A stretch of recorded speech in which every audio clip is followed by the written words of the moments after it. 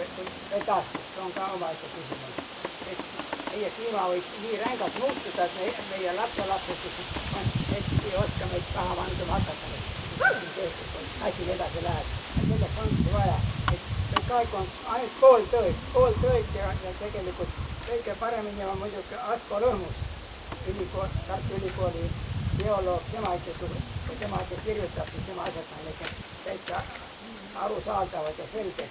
Ja siis öeldakse Riigikogus ja teadlased, Maaülikooli metsateaduskond on ikka niimoodi, teadlaste üldigi ausalt on ära ostetud. Aha, ja ikka vahepeal ongi ära ostetud, kui see Tullus oli seal nõukogu liige, siis temale anti aasta krooni ajal maksti 300 000 krooni preemia. Ja praegu see on korruptsioon tegelikult, kui nii võtta. Tema maksti selle eest, et ta selle jõudis seaduse viia RMK poolt, et see 28 sentimeetrit on seaduses kirjas. On õiget asi. Ja nüüd me teeme seaduse järgi. Sellised asjad on nüüd, me peame metsaast väga ja keskelt läbi meie lageraia langid on puitu annab kuskil 250 tihumeetrit, on isegi väga hästi öeldud. No mõni rohkem, vähem, aga ma vaatasin meie paremaid andmeid ja siis ega üle 200 tihumeetri ikka pole langi pealt tulnud. Ja mis majandati, mis tehti, siis tehti väga palju hooldusraided. Mets oli püsti, raiuti hooldusraide korras välja, aga praegune RMK üldse hooldusraiet praktiliselt ei teegi. Tema on nii odav teha, raiemasin tuleb ja paneb kiusti siit järjest minema ja tasa. Ja siis öeldakse, et raiemasin on väga kallis. Raiemasin on sama hinnaga kui põllumehe kombain ja põllumehe kombain töötab aastas 1 kuu ja ainult päeva. Raiemasin töötab aasta ringselt ööpäev läbi. Ja korralge siis neid asju. See on ju puuta kõiki petmine, oi, see on nii kallis, see on nii raiemasinad, vaadata siin ööpäev läbi, kuled põlevad ja need raiud ütlevad, oi, öös on hea töötada. Mõtleks, öös on hea, siin rahulik ja kõik. Ja laupäev, pühapäev, kui näete kuskil erapõllu peal mette või metsas tehakse, siis need tulevad siis vahepeal kuskil mõni pühapäev tegema. Ja ka niimoodi, et magamisvagun on kõrval, mehed magavad, üks mees magab, siis raiub. Kui näete ringi kuskil niimoodi, siis teadke, et metsaraiujad on sees ja nii see raiumine käibki. Ja siis öeldakse veel siin ühes targas jutus oli veel, oi, et Eesti ajal 20. aastatel raiuti palju metsa, 4 miljonit tihumeetrit. Ma ei tea, kas see ongi õige või ei ole, aga võrrelda tookord, kus metsa raikumine käis 2 mehe saega lõigati ja ma arvatasin umbes, et üks metepaar võis tunnis 1 puu langetada ja ära järgata. Aga nüüd see üks mees, kes on masina peal, seal laseb, ma ei oska öelda, 4-50 korda rohkem metsa maa. No ütleme niimoodi, et ühe tunniga võtab 5-30 puud maha võtta, paari minutiga üks puu maas laasitud ja kõrvale pandud. See käib niivõrd tihti. Ja siis räägitakse meil raha vaja, meie riigile saaks raha kuskil mujalt ja siis veel öeldakse, et oi, et aga metsakeemiaga on vaja veel teha, liini on vaja meil nüüd, et siis saame riiet teha. No see on jälle niisugune rikkumine, sellegi need metsatööstuse mehed, seesama need. Aga samal ajal lambakasvatus, villariie on kõige parem, lambavilla põletatakse, selle asemel lihtsalt ilma igasuguse kulutusi saada, mitte peame puud raiuma, puud töötama, siis tegeme sealt riiet. On ju absurd tegelikult. Aga villane riie ei, lambavill ütleb, et ei nägema ka ja sõnast tahtis hiljem paberist teha. Aga praegu on tehtud niimoodi aastast tehakse, ega see ei vastu. See jätte niimoodi ja ma ei tea, kuidas selle hävitamise on, kuidas seda tehakse, ma ei loodnud seda, ma ei tea. Mõtlen, et metsaprobleemid on sellised, et meil on tõesti vaja ja siis nagu RMK kirjutab, et aga meie siin räägime, et tühja juttu ajajad. Need inimesed, kes asja uurivad, teavad täpselt, aga lihtsalt täitsa niisugune loll materdamine, et ongi niimoodi. Ja sellepärast praegu see kokkusaamine ongi selle jaoks, panna ka asi tõsiselt paika ja anda siia looduse seltsi juhatus. No mulle eile helistas seltsi poolt omakorda veel sellele seltsi alla kirjutatud, nii et loodame, et äkki midagi saab tuleb. Aitäh!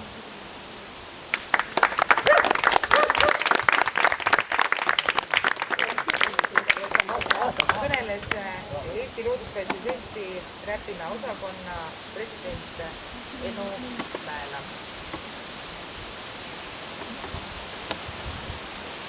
Väga hea. Väga hea. Tõista Enu.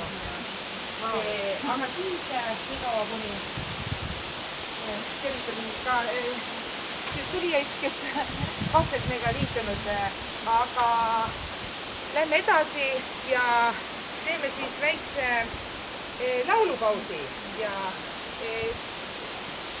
mul on rõõm esitleda Urmas Kallat, kes tuleb mehikoormast.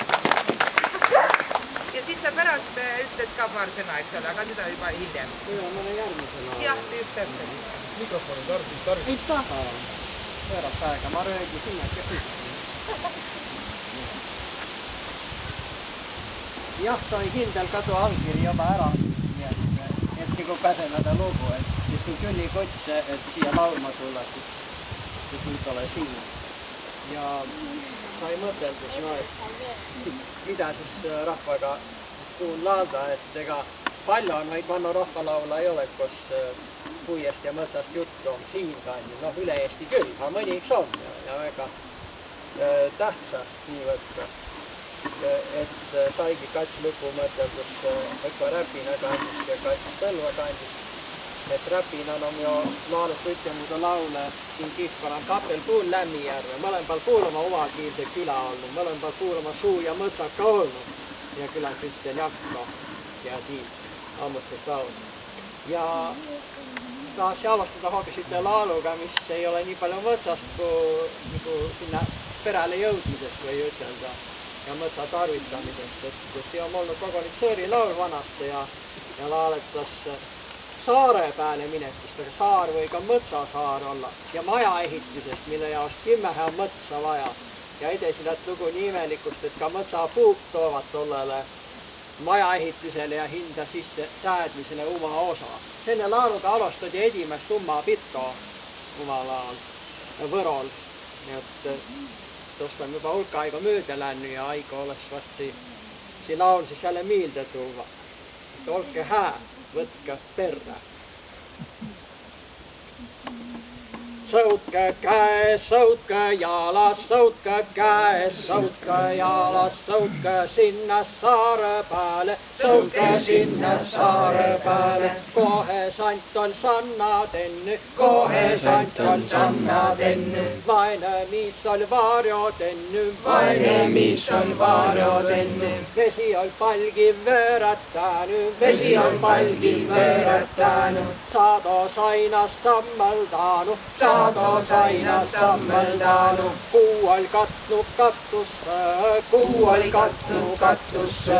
Päiv oli pannu paari pääle, päiv oli pannu paari pääle. Usu oli pannu usse ette, usu oli pannu usse ette. Agu oli pannu akna ette, agu oli pannu akna ette. Laine lavva ääre katnu, laine lavva ääre katnu. Lepp on leevä päälle toonu, lepp on leevä päälle toonu. Ruukkene oli ruvva toonu, ruukkene oli ruvva toonu. Paiupuu oli paa toonu, paiupuu oli paa toonu. Pihlapuu oli pingi toonu, pihlapuu oli pingi toonu. Vihma oli viina sisse viiny, vihma oli viina sisse viiny. Õige mis oli õlle toonu, õige mis oli õlle toonu. Sõkke sant oli saia toonu, sõkke sant oli saia toonu. Sinna sandi sannamaano, sinna sandi sannamaano.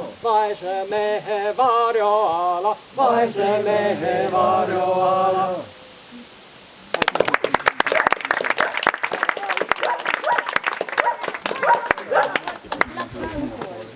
Väga hää.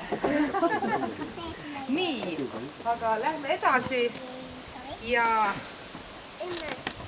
järgmiseks kutsun tervitusi edastama Männisalu külalt pärit loodusvaatleja Ain Piil Hõisa.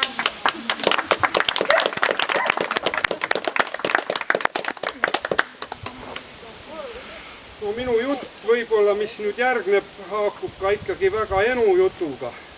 Mina küll nii vana mees ei ole, aga ma olen terve oma elu siin Kagu-nurgas ja eriti siin Räpina kihelkonnas ju elanud.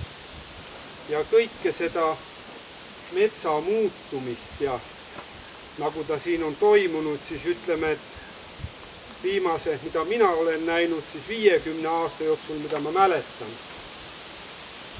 Ja muidugi, kui nüüd tulla tänasesse päeva, siis ma ütleks nii, et viimase paari aasta jooksul on just see raietegevus läinud väga räigeks. Ja ma liigun päris palju ringi. Ma liigun näiteks Mägiotsas metsades. Ma liigun Orava Ilumetsa metsades. Ma liigun siinsamas selles kandis ringi. Ja ükskõik, kus ma käin, mida ma näen, raielank on raielangis kinni. Ja mis veel nagu silma torkab, ma käisin see suvi Saaremaal. No võib-olla Saaremaal on viletsamad metsad ja seda nagu ei ole nii ahvatlev raiuda. Aga meie metsad on siin ikka imeilusad. Nii palju, kui neid veel järgi on jäänud. Ja juba lapsest, ma mäletan, et me saime seenes käia ja millised olid metsad. No hea küll, laps oli väikene ja väiksele lapsele tundus see puu võib-olla, kui ta oligi võib-olla lühem või ta ei olnud nii vana, aga ta tundus ikkagi võimas. Aga nüüd ei ole sellist võimast metsa enam, võib-olla kuhu seente minna, kuhu marja minna, sest need kõik on raiutud. Ja täpselt see mustika teema, et see mustikas ei tule sinna tagasi, meil ei ole seda looduslikku mustikat enam varsti mitte kuskiltki võtta. Ja ilus näide sellest samast aastast. Sõitsin siis mina siin samas Kikkakandis ringi. Metsas on muidugi tänapäeval väga hea liikuda, sellepärast et metsas